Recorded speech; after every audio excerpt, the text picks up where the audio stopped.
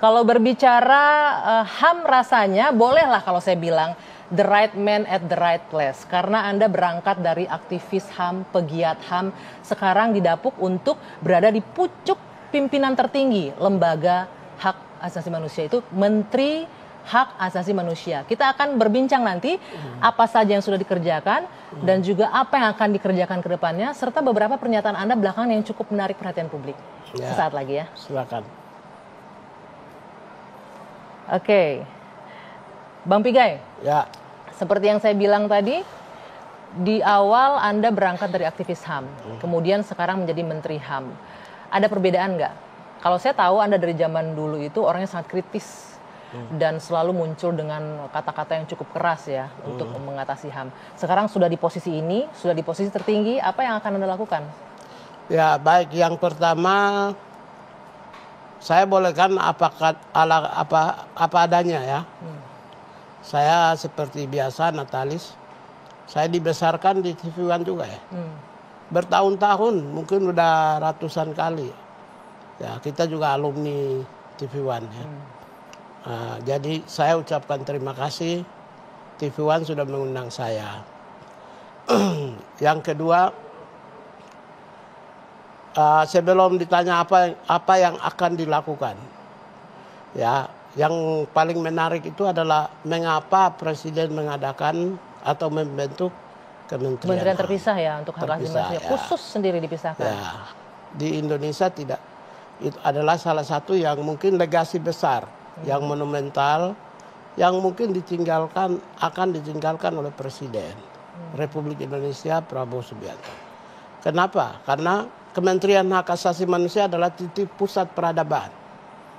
Titik temu antara peradaban lokal, tradisional, nilai-nilai yang ada, yang baik itu berbasis agama maupun juga budaya, yang di dalam Pancasila, ketuhanan, kemanusiaan, persatuan, kemudian permusyawaratan, dan social justice, keadilan. Titik temu bertemu dengan nilai-nilai diatur anut internasional. Karena itu mau tidak mau Indonesia sebagai bagian yang tidak terpisahkan dari komunitas dunia, maka titik temu peradaban itu membentuk karakter dan watak bangsa.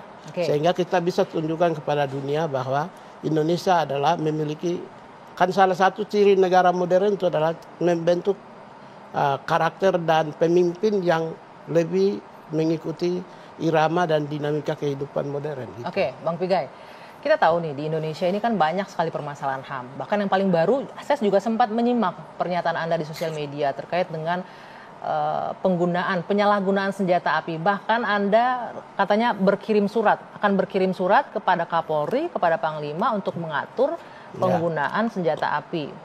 Bagaimana? Apa yang menurut Anda ini adalah bagian dari pelanggaran HAM juga nih dengan penyalahgunaan senjata? Satu itu. Yang kedua, suratnya udah jadi dikirim, ditulis kepada Kapolri dan Panglima? Ya, jadi begini, kalau kita lihat misalnya mengapa kita menyampaikan, sebenarnya kan mengungkapkan perasaan publik dan juga perasaan pemerintahan, bahwa pemerintah memiliki tanggung jawab untuk memastikan adanya perlindungan terhadap warga negara. Salah satu bentuk perlindungan, protection, itu adalah Itu adalah pencegahan. Pencegahan sebelum terjadi sesuatu merupakan the state obligation to protect on human right. Jadi sebelum masuk peristiwa itu ada pencegahan dulu. Saya menjalankan prinsip pencegahan sesuai dengan amanat Undang-Undang Dasar 1945. Nah, prinsip pencegahannya seperti apa tuh Bang? Karena kita tahu kan ini prinsip pencegahan yang pernyataan saya itu adalah salah satu prinsip pencegahan.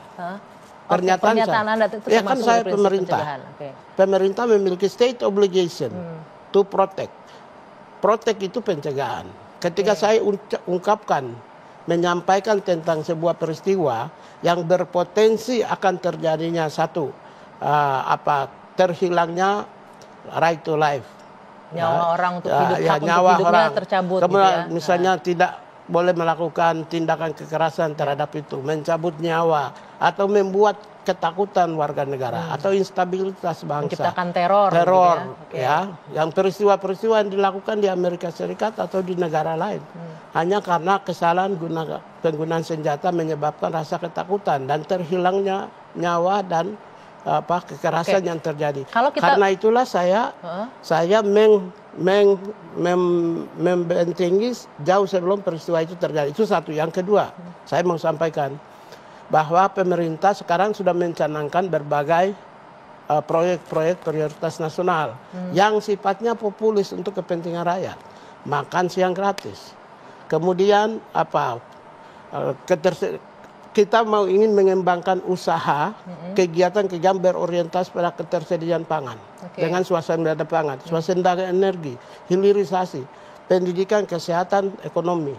Semua itu akan lancar, akan berjalan baik kalau dalam suasana stabilitas nasional terjamin. Yang terjaga, maka saya punya yang aman, maka saya punya tugas untuk membatasi jauh sebelum peristiwa terjadi. Membatasi sebelum peristiwa terjadi. Kalau kita lihat beberapa kasus yang ramai nih Pak Menteri, penembakan baik itu oleh sipil sampai dengan oknum aparat itu kan terjadi. Kalau di oknum aparat, pengaturan penggunaan senjatanya akan seperti apa nantinya? Ya begini, kalau terjadi peristiwa yang melibatkan yang disebabkan karena kesalahan penggunaan senjata, itu kan dua. Siapa aktornya? Siapa sih aktor? Satu, state actors, aktor negara, yaitu aparat yang diberi kewenangan menurut undang-undang menggunakan senjata. Berarti kan aparat tentara, TNI. Yang kedua, Polri.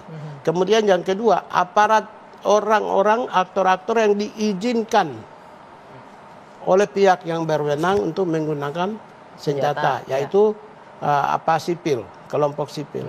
Nah, kesalahan di sini di mana? Yang salahnya di mana?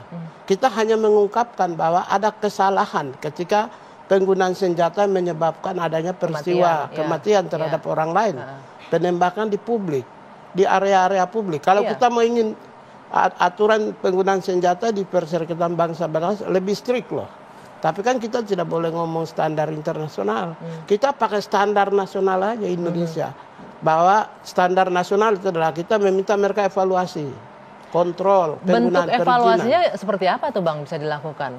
Bentuk evaluasi kami dengan pemerintah, TNI Polri itu kan bagian dari rumpun eksekutif. Karena itu bentuk keterlibatan kami di dalam ikut menyusun untuk evaluasi kembali, ya itu adalah salah satu bentuk yang kita akan masuk. Tapi cara dan bagaimana bentuk, itu saya bukan orang di luar pemerintah. Karena itu tidak mungkin saya bisa menyampaikan apa bentuk evaluasi yang akan dilakukan. Tapi rencana berkirim surat sudah dilakukan? Surat sudah. Sudah direspon juga nggak oleh baik itu Kapolri atau Panglima? Namanya juga. Apa Bang, kalau boleh tahu yang diisi dalam suratnya Bang Piga itu apa? Yang lebih ditekankan apa? Kita menyampaikan yang pertama adalah standar. Yang pertama adalah adanya kesalahan penggunaan senjata, peristiwa-peristiwa ini menyebabkan kami memaknai sebagai penyalahgunaan penggunaan senjata yang menyebabkan adanya peristiwa kematian atau kekerasan terhadap atau membuat ketakutan dan menciptakan instabilitas nasional. Yang kedua, kita menyampaikan ada dasar-dasar hukum yang memayungi adanya kepastian stabilitas nasional. Yang ketiga, kami meminta untuk melihat kembali apakah prosedur dan penggunaan senjata itu sesuai standar atau tidak. Lalu yang keempat, perizinan penggunaan senjata. Sebentar, yang tadi, dasar hukum kan sebenarnya sudah ada kan untuk penggunaan senjata itu? Ya gini, prosedur dasar hukumnya ada, tapi bisa saja ada dasar hukum yang mungkin ada yang kekurangan, ada yang kurang. Sehingga harus diperbaiki, kan tidak semua sempurna. Yang terakhir itu adalah kami meminta proses pengujian kompetensi, knowledge-nya gimana? Ya, kemampuan pengetahuannya. Yang kedua, skills penggunaan senjata. Lalu yang ketiga, moral, mental dan moral. Kalaupun juga dia memiliki kemampuan pengetahuan yang luas dalam penggunaan senjata, oke. Skills, oke. Tapi moral dan mentalnya itu juga akan bisa menyebabkan kesalahgunaan, penyalahgunaan dalam tidak sesuai dengan yang diperuntukannya gitu. Dari kacamata hak asasi manusia, penyalahgunaan senjata tadi Anda menyebutkan merenggut hak hidup orang ya. Ya. Di Indonesia kondisi ini sebenarnya menurut Anda kalau by data mulai dari Anda aktivis pegiat HAM itu cukup banyak nggak terjadi? Sebenarnya gini, kalau jujur ya, kalau jujur sebenarnya peristiwa-peristiwa yang menyebabkan pelanggaran yang disebabkan karena senjata itu secara kuantitatif kecil. Oh kecil justru? Dibandingkan juga sebuah pelanggaran ekonomi sosial budaya atau tindakan administrasi oleh pelayan pemerintah atau misalnya sebuah proses peradilan yang injustice, unfair trial. Kalau dihitung secara kuantitatif, yang penyalahgunaan senjata yang menyebabkan peristiwa kekerasan itu angka statistiknya kecil. Kita belum tua lah. Iya, makanya karena itu sudah memori kita itu pelanggaran sipil dan politik itu lebih banyak daripada ekonomi sosial budaya. Padahal secara kuantitatif ekonomi sosial budaya lebih banyak pelanggarannya daripada sipil dan politik. Selain soal dan media maunya muat yang sipil dan politik dibanding tidak menarik yang ekonomi sosial budaya. Menurut Anda seperti itu ya? Benar, lebih seksi berita lebih yang seksi. Oke. Bang Pigai, selain menyoroti soal penyalahgunaan senjata api, saya juga menyimak nih pernyataan Anda di sosial media terkait dengan penerapan hukuman untuk koruptor nggak setimpal, sampai bahas soal judi online juga lain-lain. Ini kayaknya Kementerian Hak Asasi Manusia menyoroti banyak hal nih. Kita akan bahas nanti yang itu, tapi kita jeda dulu sejenak. One on One akan kembali sesaat lagi.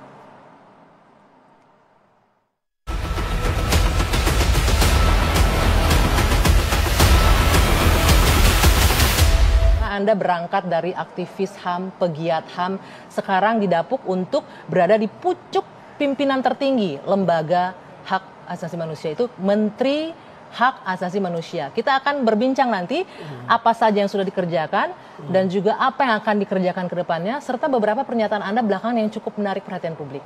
Sesaat lagi ya. Silakan. Oke. Bang Pigai. Ya. Seperti yang saya bilang tadi, di awal Anda berangkat dari aktivis HAM, kemudian sekarang menjadi Menteri HAM. Ada perbedaan nggak?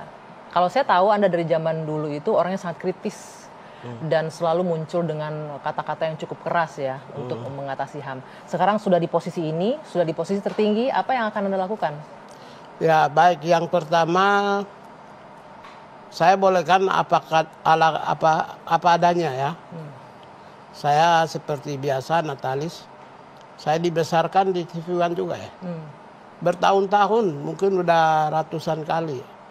Ya, kita juga alumni TV One ya. Jadi saya ucapkan terima kasih TV One sudah mengundang saya. Yang kedua,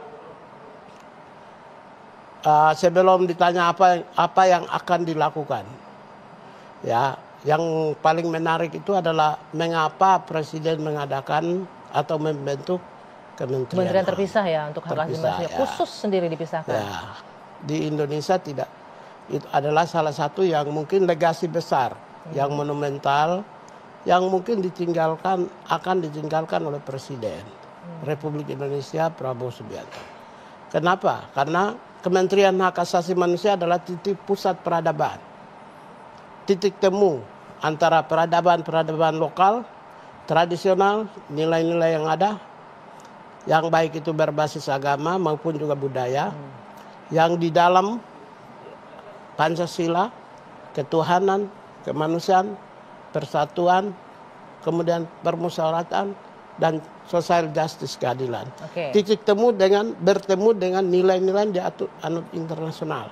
Karena itu mau tidak mau Indonesia sebagai bagian yang tidak terpisahkan dari komunitas dunia, maka titik temu peradaban itu membentuk karakter dan watak bangsa. Sehingga kita bisa tunjukkan kepada dunia bahwa Indonesia adalah memiliki, kan salah satu ciri negara modern itu adalah membentuk karakter dan pemimpin yang lebih mengikuti irama dan dinamika kehidupan modern. Gitu. Bang Pigai.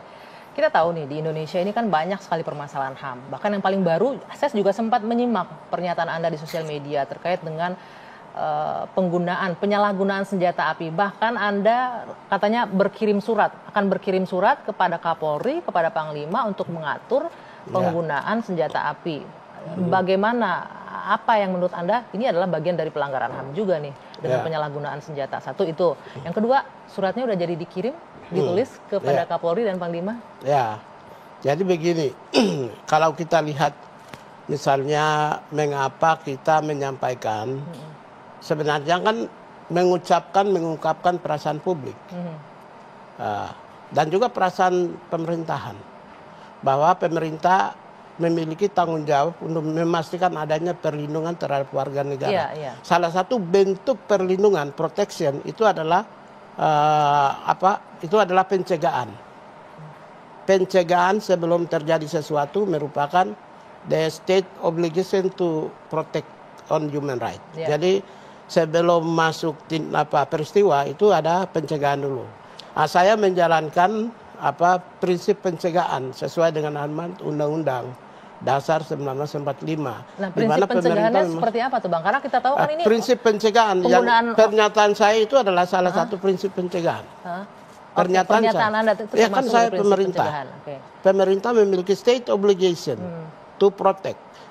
Protect itu pencegahan. Ketika saya menyampaikan tentang sebuah peristiwa yang berpotensi akan terjadinya terhilangnya right to life, nyawa orang untuk hidup, hak untuk hidupnya tercabut, misalnya tidak boleh melakukan tindakan kekerasan terhadap itu, mencabut nyawa atau membuat ketakutan warga negara atau instabilitas bangsa, menciptakan teror yang peristiwa-peristiwa yang dilakukan di Amerika Serikat atau di negara lain hanya karena kesalahan penggunaan senjata menyebabkan rasa ketakutan dan terhilangnya nyawa dan kekerasan yang terjadi. Karena itulah saya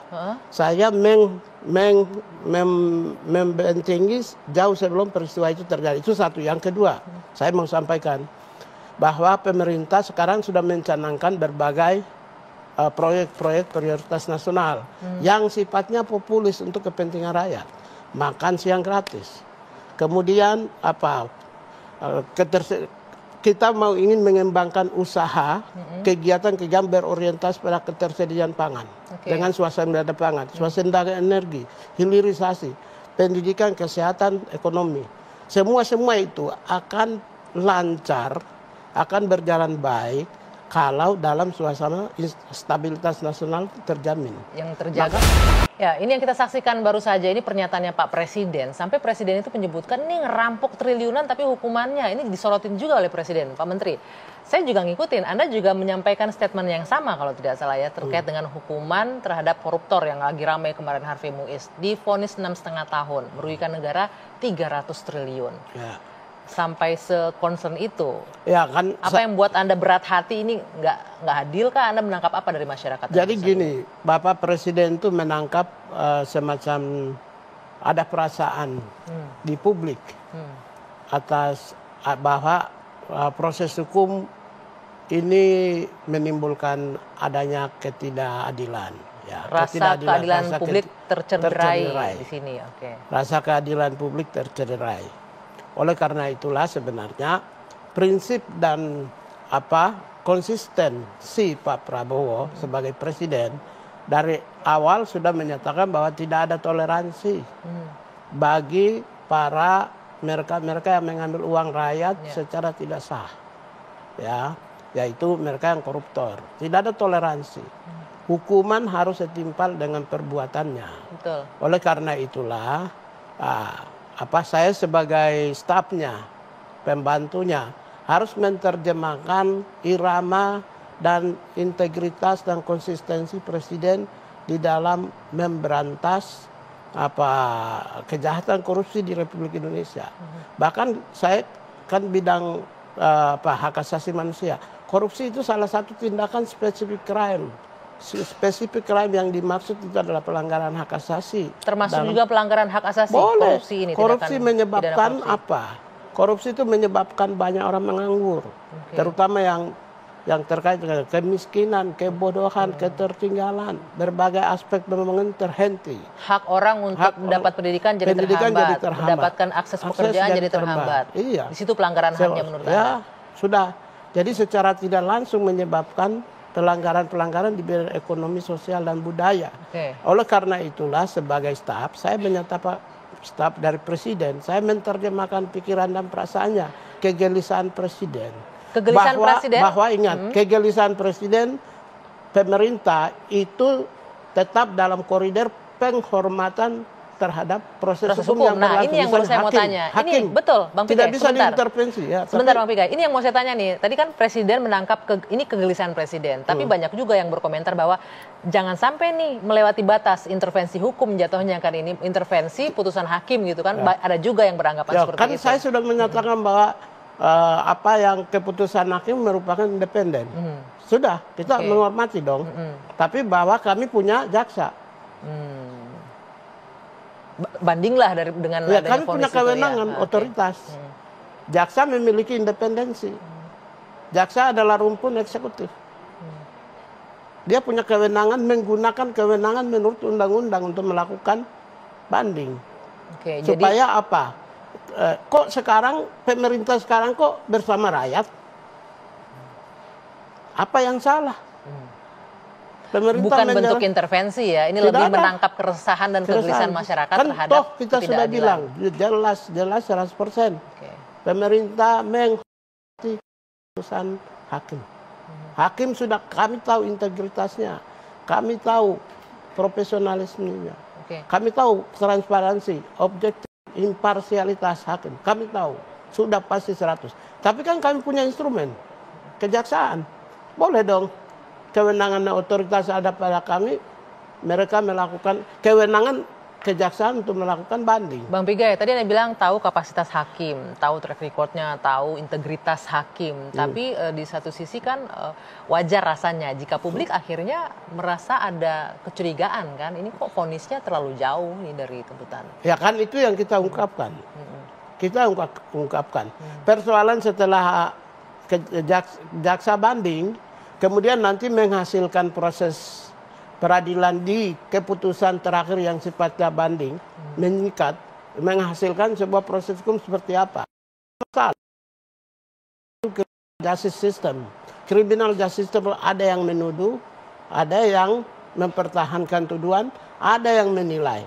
Nanti di titik terakhir, kemudian menghasilkan itu ya warga negara harus terima.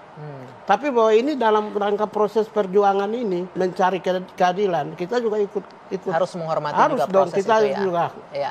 Nah, Bang Pigai, kalau Anda sebagai individu, sebagai personal dan juga sebagai Menteri Hak Asasi Manusia, bagaimana sih sebenarnya hukuman yang pantas untuk koruptor ini? Tadi Anda menyebutkan ini bagian koruptor, tindakan koruptor termasuk pelanggaran HAM. Apa hukuman yang pantas untuk koruptor yang bisa menimbulkan efek jera karena sudah melakukan? Kalau menurut saya hukuman pantas itu adalah yang tertulis menurut undang-undang.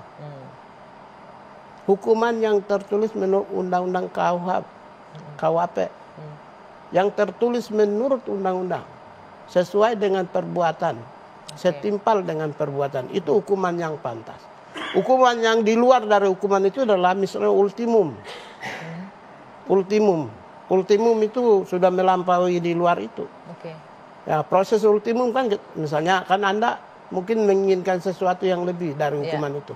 Tapi kalau menurut saya hukuman yang pantas itu adalah hukuman yang sesuai dengan aturan. Berbicara soal undang-undang yang juga lagi diperjuangkan oleh para civil society juga adalah undang-undang perampasan aset. Kita tahu ini undang-undang keluar masuk terus nih Bang. Keluar masuk prolegnas tapi nggak jalan-jalan dari 2020 saya kalau nggak salah itu diproses tapi nggak juga diketuk. Sejauh mana keyakinan Bang Pigai di pemerintahan Pak Prabowo ini itu undang-undang bakal lancar itu disahkan? Ya, pemerintah presiden ini kan ada yang memegang kekuasaan dan otoritas itu adalah imperium dominium itu ada di DPR. Nah, yang berhak menghasilkan undang-undang itu adalah keputusannya ada DPR. Di DPR itu siapa yang mengendalikan? Kan pemerintah tidak mungkin masuk. Partai politik semua kan di dalam itu. Berarti kan ketua umum partai politik. Tapi kan ketua umum partai politik juga ada sebagian yang koalisi pendukung pemerintah. Itu yang tidak boleh. Tidak boleh apa? Selalu simplifikasi. Karena ketua umum partai politik ada di pemerintah, lantas presiden bisa mengendalikan. Itu salah. Presiden menghargai independensi partai politik. Bahwa ada kader-kadernya di dalam pemerintahan, itulah yang dikendalikan oleh presiden. Di luar itu ya silakan di DPR, legislatif yang memutuskan. Mana presiden pernah intervensi dalam politik? Coba pemilihan ketua-ketua umum partai, nggak pernah. Karena itu keputusan ketua umum partai politik adalah independen, yang tidak mungkin dimasuki intervensi oleh presiden, sekalipun anggota partai politiknya masuk kabinet. Nah, ketika masuk kabinet dalam pengelolaan pemerintahannya, presiden sebagai pimpinan dan kepala pemerintahan. Kalau gitu pertanyaan diganti. Bagaimana?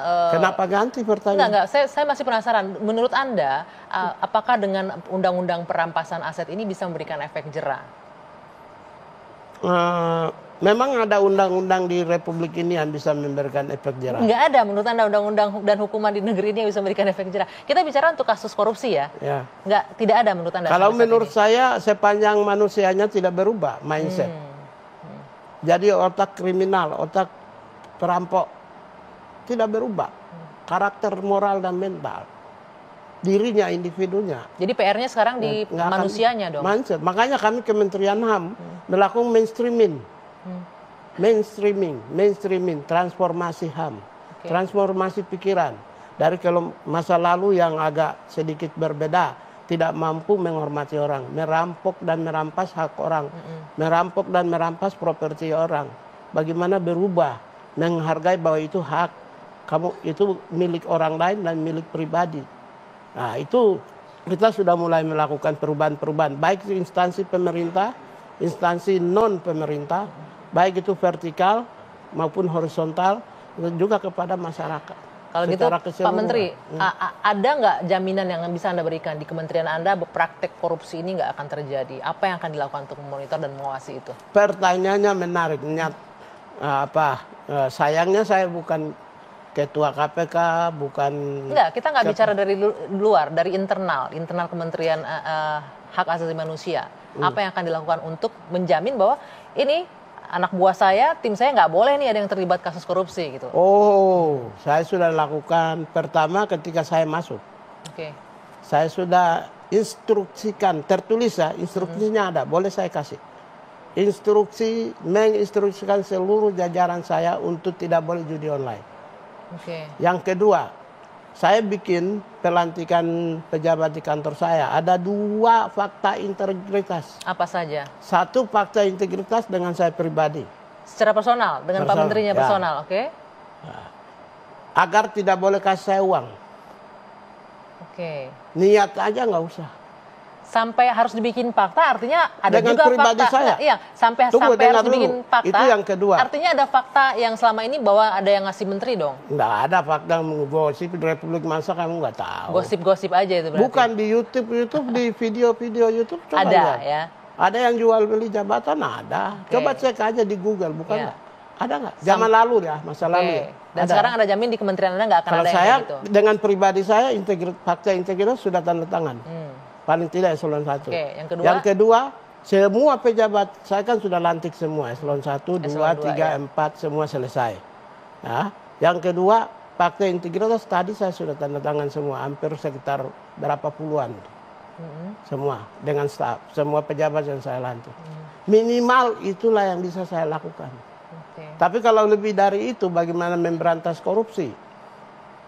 Ya, saya kan bukan... Ya, itu PR-nya lembaga lain. Tapi kita kan berbicara tadi di internal kementerian. Di internal saya sudah, nyatanya sudah selesai. Sudah 2 bulan, 1,5 bulan lalu saya sudah instruksi menteri. Menginstruksikan seluruh staf. Tidak boleh judi online. Kenapa Anda menginstruksikannya spesifik tidak boleh judi online? Kenapa Anda spesifik menyebut tidak boleh judi online? Karena sejauh mana Anda melihat ini merusak judi online ini? Ya, judi online berarti saya kan harus menerjemahkan pikiran presiden minimal di kantor saya. Yang kedua, kenapa saya judi online fokuskan? Karena kalau di korupsi sudah pasti ada 2 fakta integritas. Satu yang tadi dengan saya, yang kedua fakta integritas umum yang ditandatangani pada saat pelantikan para pejabat. Kan selesai. Jadi minimal. Ya kita lakukan dari diri kita sendiri dulu, memberi contoh dulu. Berarti PR-nya cukup besar ya Pak Menteri ya, untuk membangun individu-individu yang dari dalamnya bersih gitu ya, niatnya running di jabatan ini. Pokoknya bersih. kuncinya ada pada diri. Peraturan apapun yang hebat di Republik, bisa sistem apa yang hebat di juga. Republik, nggak ada jaminan korupsi berhenti kalau diri kita sendiri tidak bersih. Oke. Atau yang paling ekstrim, kita meniru di Cina yang korupsi langsung... Oh, nggak boleh, melanggar HAM. Melanggar HAM ya. Melanggar HAM. Tetap harus ada hak hidup orang, walaupun terpidana sekalipun, tersangka pelaku kejahatan sekalipun, tetap harus ada haknya untuk hidup. Kalau diri kita tidak bersih, nggak bisa. Kita tetap begini, boleh nggak setiap individu itu menyatakan bahwa saya harus menjadi lilin di tengah lorong kegelapan? Wah, quote of the day, menjadi lilin di tengah kegelapan. Di tengah lorong kegelapan. Boleh nggak? Kita mengucapkan sendiri bahwa saya akan menjadi lilin di tengah lorong kegelapan. Kalau saya di kantor saya sudah, boleh cek sekarang ini, kirim anak buah, cek ruangan saya. Datang kosong, pulang kosong. Natalius Pigai 2024, ada itu di situ. Saya sudah benar, saya tempelkan di dinding utama. Datang kosong, pulang kosong. Artinya datang nggak boleh nerima apa-apa, pulang juga nggak nerima apa-apa gitu ya. Ada itu, boleh cek. Suruh anak buah pergi cek di kantor saya. Tapi di dalam ruang rapat saya nulis bahwa di sini boleh menyinggung, dilarang tersinggung. Gimana caranya? Boleh berdebat, tapi nggak boleh baper gitu ya. Baper. Boleh berdebat tapi nggak boleh baper. Tapi itu saya tempelkan di ruang rapat. Setiap ruang rapat boleh menyinggung, dilarang tersinggung. Setiap ruang kerja pejabat, terutama di ruang saya, itu datang kosong, pulang kosong. Emangnya ada yang berani mendebat Pak Menteri sekarang di kantor? Di kantor emang ada yang berani ngedebat menterinya? Aduh, jangankan itu.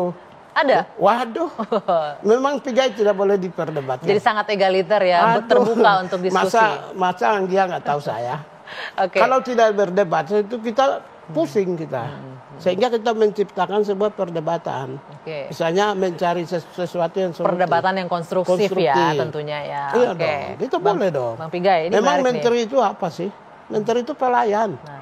Seorang pelayan harus mencari titik temu untuk menemukan solusi yang tepat. Ya, menteri dengan staf kan berbedanya cuma dua. Satu, ya saya jabatan menteri tanda tangan. Yang kedua gaji saya lebih besar. Lebih dari itu adalah kita semua ya. Sama. Bang Pigai, ini ada beberapa poin yang menarik yang sudah kita bahas tadi soal judi online, hukuman koruptor, kemudian tadi soal senjata api. Yang juga menarik pernyataan dari Pak Menteri adalah mengenai napi untuk diberikan pendidikan HAM. Seperti apa itu? Nanti kita akan bahas ya lebih dalam.